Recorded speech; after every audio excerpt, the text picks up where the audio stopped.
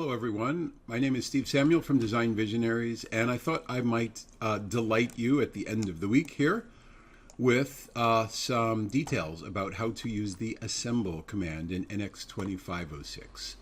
And so as you can see, I have this little plate here, and I'm going to be putting some components on this plate. It's two little pulleys that need to be bound with a belt. So here I go. I'm going to go to the assemble command, and I have a bushing that I'm going to place in those two holes, and I'm going to turn to bushing. Here it is, bushing. And as soon as I click on bushing, it comes into my assembly in a place that I can find it. I'm going to then, without having to select any constraints, select the face of this bushing and the face of the hole that I want to put it in. And NX is smart enough to do that. It's I need to switch the polarity there. Okay, great. Then I need to make the bushing flush with the top of the plate. So I'm going to zoom in here, and I'm just going to select the top plate, and I'm going to select, or the bottom of the bushing, and select the top plate. And NX is now smart enough to understand and figure out really the constraints that I placed in. So as you can see, there's an align and there's a touch, and I didn't have to go and select those assembly constraints. NX was smart enough to just kind of figure it out just by my clicking. I'll show you again. I'll hit the assemble, I'll hit the bushing. It comes in a place that I can get to it. I'm simply going to select the cylindrical face. I'm going to select the cylindrical face. Good. I'm going to flip it around in its polarity.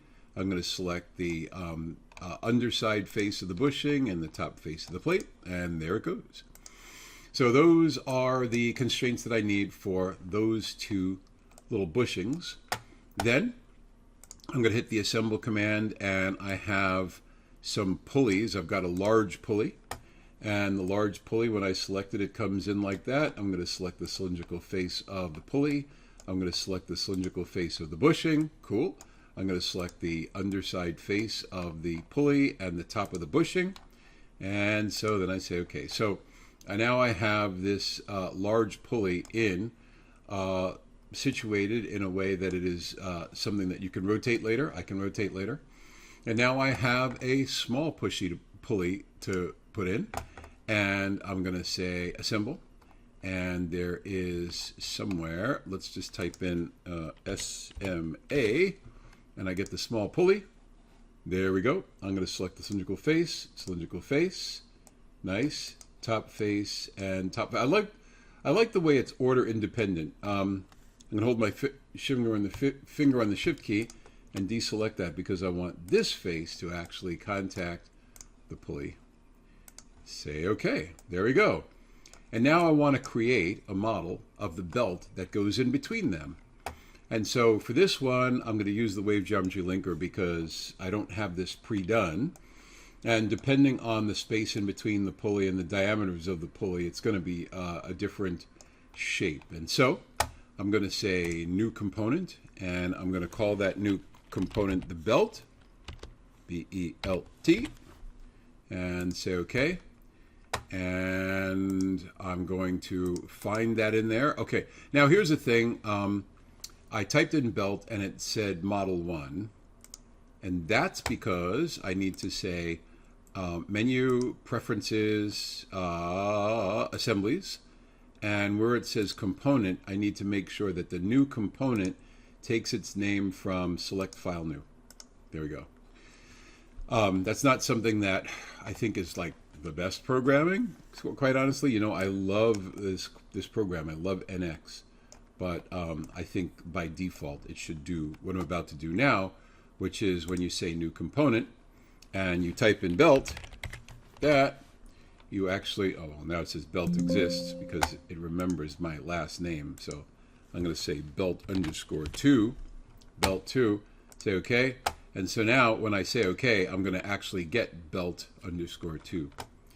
Okay, next I'm going to fix that. I'm just going to fix it in space by clicking it on its head.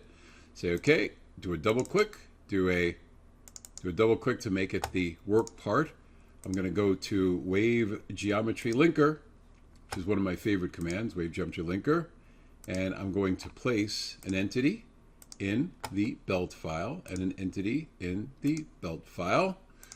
There we go. And then I'm going to navigate to the belt file. I'm going to say, you know what? I think I'd like to just get a few more entities here. Let's get the Wave Geometry Linker again. Let's grab, now that I think about it, let's grab this face, apply, that face, apply, and that's all we need. Next, I'm going to navigate to that belt. I'm going to open it up in a window, and I will have these surfaces, of course. And in order to proceed, I'm going to make datum axes between, or in the middle of those two surfaces. Good. I'm going to make a datum plane that is balanced on those two axes. Good. Say OK. I'm going to create a sketch on the datum plane. And that sketch is going to start with intersection curves. I want to intersect this, this, and this. Oh, this one, that one, that one, and that one. I'm going to toggle it so I get the intersection that is, for lack of a better term, outermost. Okay. Then, actually I don't think I needed that, but okay. Then I'm going to put a circle in here like this, and I'm going to make that circle tangent. Let's go to the C command, and I'm going to go to the tangency, and I'm going to say that there's a tangent between there and there, and there and there, and there and there. So that really forces the diameter, if you will, and that gives me a point entity that I can count on. Let's make sure there is a point entity there, actually. Let's put a point entity at circle center, close, and finish. Cool. Next, I'm going to make a datum plane that goes through the center. It will be a datum plane that goes through this point here and is parallel to that plane there. I'm going to pull it out like this. Not that I have to, but it just makes it a little easier. And I'm going to sketch on that datum plane right there. Okay, the sketch is going to consist of some intersection curves. There's going to be an intersection curve through this surface, which is an arc, as you can see, and intersection curve between that one. Say OK. Nice, nice, nice. Then I want a offset. Let's see, what's the easiest way to do this? Sure. I'm going to make a offset profile that looks like this. Blink. Okay, and I'm going to put some constraints on there. So there's a tangency here and a tangency here. And I'm going to do a concentric, concentric, concentric. Oops, oops. There we go. Concentric there. Good. Now that I've done that, I'm going to do a point on curve. Sure. A point on curve says that this point right here goes through this curve. Like that. And in order to make sure the tangency is always the same, I'm going to make a tangent line like this. And that tangent line will go tangent to there and tangent to here. Good. And then I'll finish up with, let's just have this, and we'll make it a reference line. And then to finish up, I will make a parallel. Where's my parallel? There it is. Let's make that parallel to that. And that forces that offset to be the same as that offset. Cool, cool, cool. Finally, I'm going to simply use a sweep along a guide. Sweep along a guide. And I'm going to select these curves here. Doink. To sweep along these tangent curves.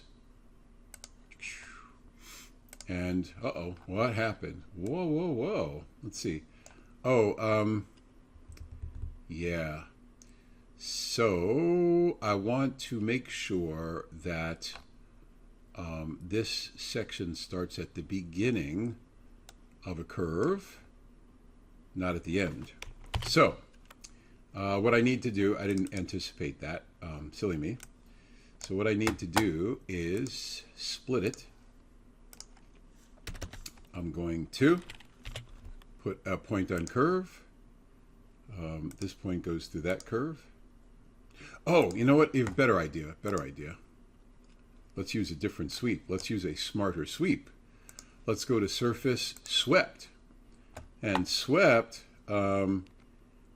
is smarter because it's not so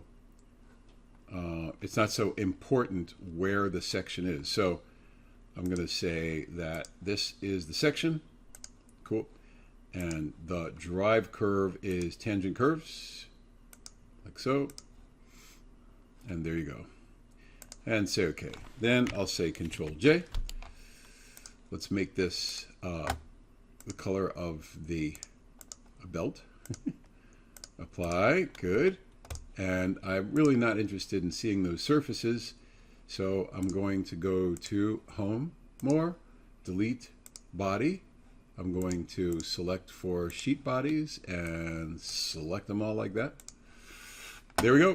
And now when I return to the assembly, you can see that everything is perfect.